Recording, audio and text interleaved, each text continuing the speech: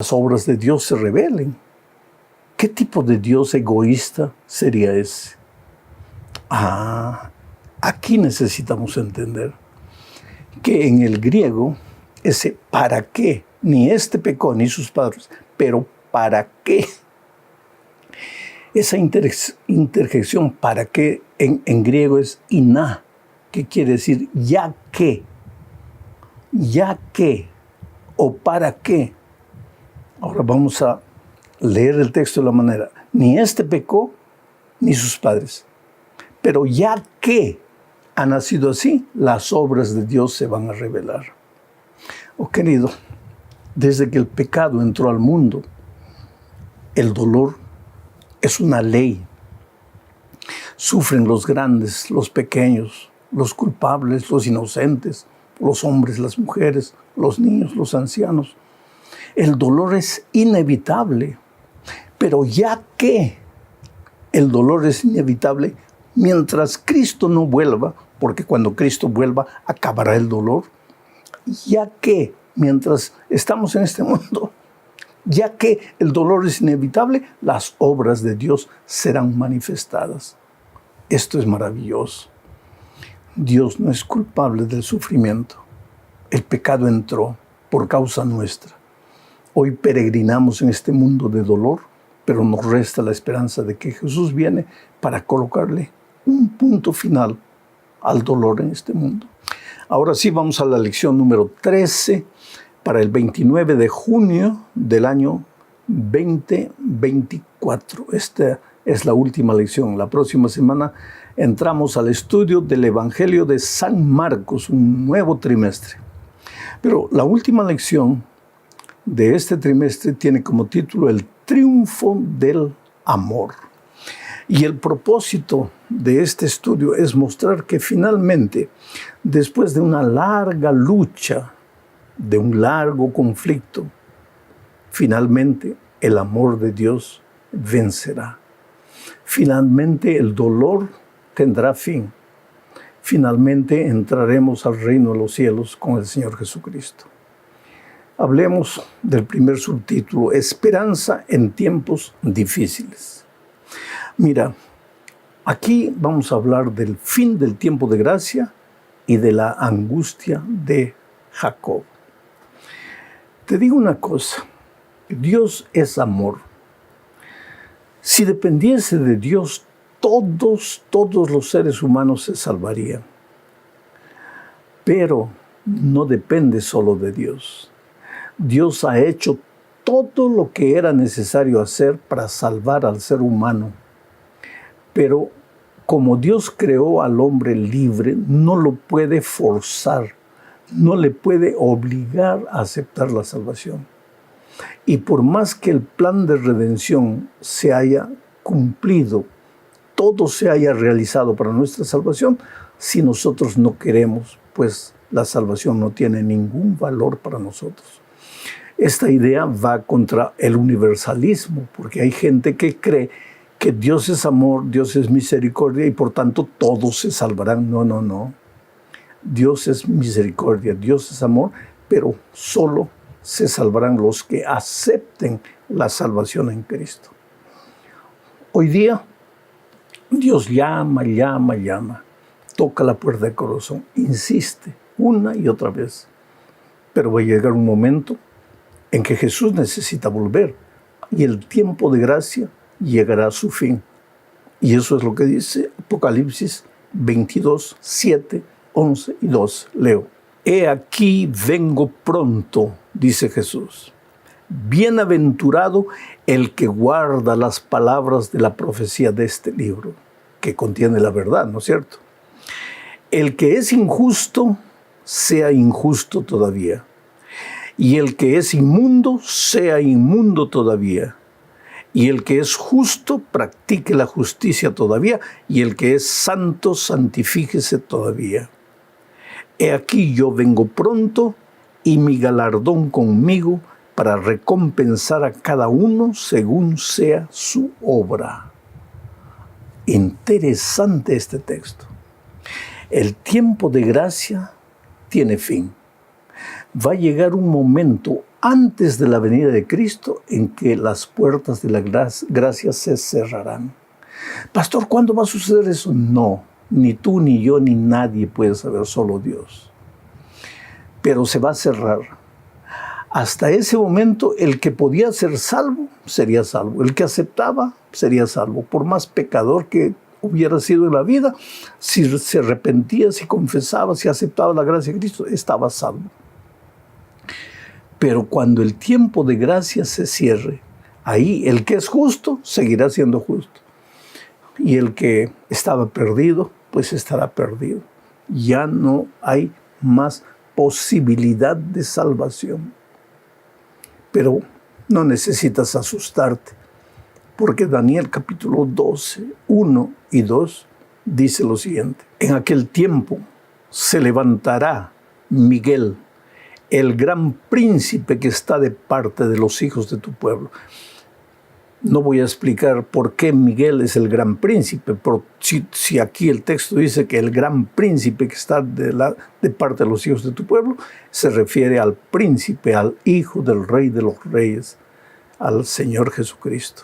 En aquel tiempo se levantará Miguel, el gran príncipe que está de parte de los hijos de tu pueblo, y será tiempo de angustia, cual nunca fue desde que hubo gente hasta entonces. Pero en aquel tiempo será libertado tu pueblo, todos los que se hallen escritos en el libro, y muchos de los que duermen en el polvo de la tierra serán despertados, unos para vida eterna y otros para vergüenza y confusión perpetua. El tiempo de gracia se acabará y ahí comenzará el periodo de la gran angustia. La Biblia le llama la angustia de Jacob. ¿De qué se trata ese tiempo de angustia? La angustia de Jacob. ¿Te acuerdas aquella noche que Jacob estaba regresando para ver a su hermano Esaú? Y cerca del río Jaboc, a las orillas, él se arrodilló y oró y oró y lloró toda la noche. Estaba viviendo su noche de angustia. ¿Por qué? Porque al día siguiente se encontraría con su hermano, a quien había engañado, a quien había traicionado. Y la angustia de Jacob era la siguiente: mañana me voy a encontrar con mi hermano. ¿Será que él me perdonó y me aceptará? ¿O será que él no me perdonó y me destruirá? Esa angustia fue tan intensa, tan grande en la vida de Jacob. Y ahora la palabra de Dios toma esa angustia de Jacob como la angustia de los hijos de Dios en los últimos tiempos. Cuando la puerta de la gracia se haya terminado, ya no hay más oportunidad de arrepentimiento, entonces vendrá a nuestra mente la angustia. Sabemos que el tiempo de gracia terminó. No sabemos cuándo, pero sabemos que el tiempo de gracia terminó. Y la angustia es: ¿cuándo se cerró el tiempo de gracia? ¿Cuando yo estaba fuera o cuando yo estaba dentro? ¿Cuando yo estaba andando en los caminos de Dios o cuando yo estaba andando en los caminos de pecado? ¿Cuándo se acabó el tiempo de gracia? Mañana me encontraré con mi hermano mayor, el Señor Jesucristo. ¿Será que Él me perdonó y me aceptará? ¿O será que Él no me perdonó y me destruirá? Esa será la angustia terrible del pueblo de Dios. Pero querido, tú no tienes nada que temer. Hoy entrégale la vida al Señor Jesucristo. Hoy acepta al Señor Jesucristo. Si tienes que ser bautizado hoy, bautízate en el nombre del Padre, del Hijo y del Espíritu Santo. Hoy es el día de buena nueva. Hoy es el día de salvación. Vamos a la segunda parte del estudio bajo el subtítulo de Esperanza en el pronto regreso de Jesús. Mira, querido, el hecho de que hoy todo parezca tranquilo, relativamente, ¿no? Porque oímos guerras y rumores de guerras allá lejos en el Medio Oriente, aquí cerca en Venezuela, en fin. Pero el hecho de que aparentemente todo está tranquilo no quiere decir que Jesús se olvidó de nosotros y que Jesús no volverá. El hecho de que la violencia, la miseria, la traición proliferan no quiere decir que Jesús no volverá. El hecho de que muchos vivan como si Dios no existiera, dando rienda suelta a sus instintos, a sus impulsos carnales, no quiere decir que Jesús no volverá. Uno de cada 25 versículos del Nuevo Testamento habla de la venida de Jesús. La venida de Jesús no es una teoría, no es una vana esperanza, es una realidad. Cristo va a venir cuando en la agenda divina llegue el día y la hora de la venida de Cristo. Él vendrá para ponerle un punto final a la historia del pecado. Por eso Juan 14, 1 al 3 contiene las palabras del propio Señor Jesucristo que dijo: no se turbe vuestro corazón. ¿Creéis en Dios? Creed también en mí. En la casa de mi Padre muchas moradas hay. Si así no fuera, yo os lo hubiera dicho. Voy pues a preparar lugar para vosotros. Y si me fuere y os prepararé el lugar, vendré otra vez y os tomaré a mí mismo, para que donde yo estoy, vosotros también estéis. De esta promesa maravillosa que el propio Señor Jesucristo hizo, Él dijo: vendré otra vez. Y Dios no es hombre para que mienta, ni hijo de hombre para que cambie su opinión. Dios es Dios.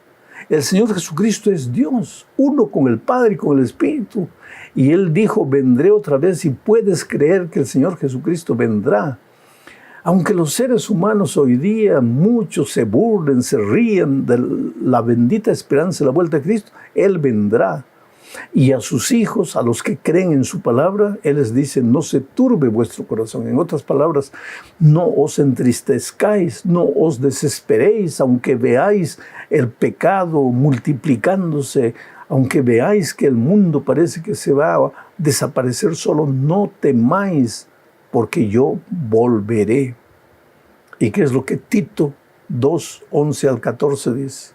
Leo: porque la gracia de Dios se ha manifestado para salvación a todos los hombres, la gracia de Dios, enseñándonos que renunciando a la impiedad y a los deseos mundanos, vivamos en este siglo sobria y justa y piadosamente. Quiere decir que la gracia de Dios no hace que vivamos como querramos, sino que la gracia de Dios nos enseña que renunciando a la impiedad y a los deseos mundanos, vivamos en este siglo sobria, justa y piadosamente, aguardando la esperanza bienaventurada y la manifestación gloriosa de nuestro gran Dios y Salvador Jesucristo, quien se dio a sí mismo por nosotros para redimirnos de toda iniquidad y purificar para sí un pueblo propio, celoso de buenas obras.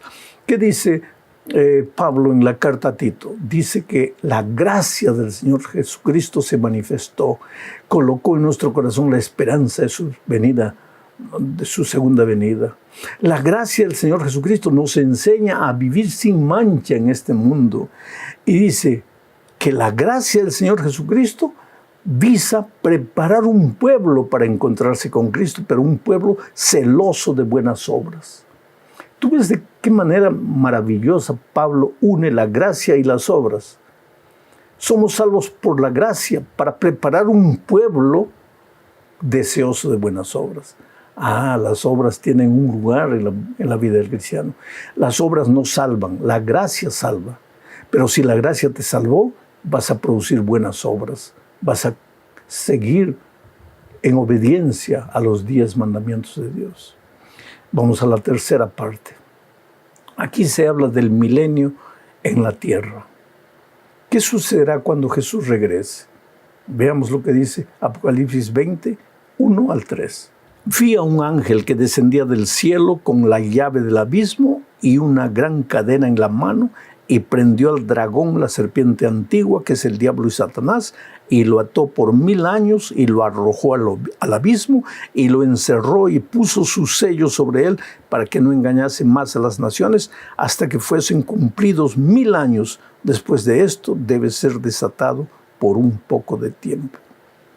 Cuando Cristo venga, los muertos en Cristo resucitarán. Luego los vivos se unirán a los resucitados e iremos con el Señor Jesucristo por 1000 años. Los que no creyeron en Jesús serán muertos con el resplandor de su venida. Y los que ya estaban muertos sin creer en Jesús permanecerán muertos. Nosotros iremos al cielo con Jesús por un periodo de 1000 años. ¿Y a qué nos dedicaremos? ¿Cuál será nuestro trabajo? Esta es la cuarta parte de nuestro estudio bajo el subtítulo del juicio en el milenio. Mira lo que dice Apocalipsis 20, 4 y 6. Y vi tronos, y se sentaron sobre ellos los que recibieron facultad de juzgar.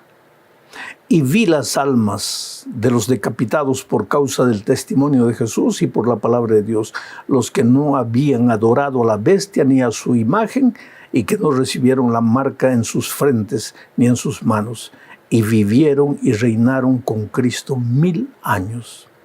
Bienaventurado y santo el que tiene parte en la primera resurrección. La segunda muerte no tiene potestad sobre ellos, sino que serán sacerdotes de Dios y de Cristo, y reinarán con Él 1000 años. ¿Qué es lo que entendemos aquí? Voy a hacer un resumen nuevamente. Cuando Cristo venga, los muertos en Cristo resucitarán. Los vivos que fueron fieles al Señor Jesucristo y a su palabra, se unirán con los resucitados e irán durante 1000 años al cielo. Los muertos que no creyeron en Cristo permanecerán muertos. Y los vivos que no creyeron en Cristo morirán con el resplendor de su venida. El diablo prácticamente estará preso por las circunstancias. No tendrá a quién engañar, no tendrá a quién seducir. Estará preso no con cadenas, sino preso por las circunstancias. La tierra desolada, vacía. ¿Y qué harán los redimidos en el cielo? El texto bíblico que acabo de leer dice que se abrirán los libros y ellos revisarán. ¿Por qué? Porque algunas personas que tú piensas que se salvarán no estarán allá. Y algunas que tú pensabas que se perderían estarán allá. Y entonces, para aclarar cualquier duda, tú tendrás la oportunidad de revisar los libros. A eso se llama el juicio del milenio. No es un juicio que determina nada, es un juicio que comprueba por qué las cosas fueron como fueron. 1000 años. Al terminar los 1000 años, pues Dios decide traer la santa ciudad a la tierra, porque nuestro verdadero hogar será en esta tierra. En el cielo estaremos solamente 1000 años. Volveremos, pero ahí, en esta tierra, los muertos de todas las edades resucitarán. A eso se llama la segunda muerte. Y el diablo quedará contento, porque al ver a todo el mundo resucitado va a decir, nuevamente, ahora sí. Y cuando Jesús está volviendo con la santa ciudad y los redimidos, el diablo va a hacer guerra. Y ahí sí va a llover fuego y azufre y el punto final del pecado. Ya no se levantará nunca más. Estamos entre dos eternidades. Mira lo que dice la quinta parte. Cuando Jesús regrese, solo habrá dos grupos. Leo lo que dice 2 Corintios 5:10. Porque es necesario que todos nosotros comparezcamos ante el tribunal de Cristo, para que cada uno reciba lo que haya hecho mientras estaba en el cuerpo, sea bueno o sea malo. Solo dos grupos. Aquellos que confiaron en Cristo, aceptaron la gracia de Cristo, y aunque en algún momento de su vida, cuando no conocían a Jesús, vivieron en la miseria, el pecado, pero se arrepintieron y aceptaron a Jesús, estarán en el grupo los redimidos para recibir el galardón que Jesús viene a traerles. El otro grupo es aquellos que no obedecieron a Jesús y que muchas veces, pensando obedecer a Jesús, solo obedecieron tradiciones humanas. Aquellos que cerraron sus ojos a la verdad de la palabra de Dios, cerraron sus oídos al evangelio puro y eterno de la palabra de Dios. Solo dos grupos, ovejas y cabritos. Las vírgenes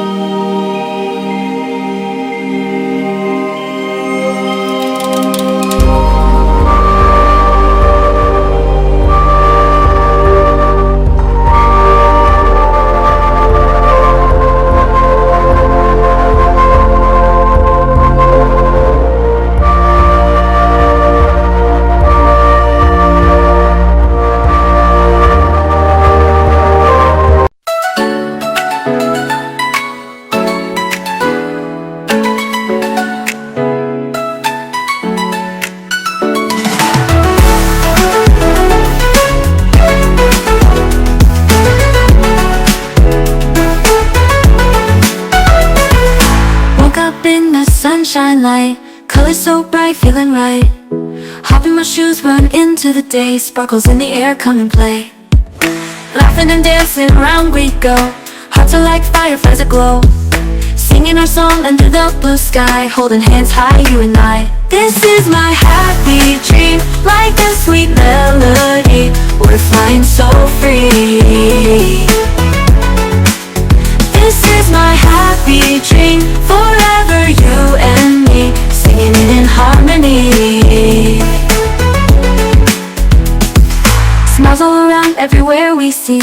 Jump in the puddles, joy is our key. Rainbow above, colors so bright. We shine in the day and into the night. Friends on my side, can't stop this fun. Sharing our secrets till the day is done. Sunsets and starry nights we chase, living our lives in this bright place. In this wonder world we made, every moment never fades. Holding tight to our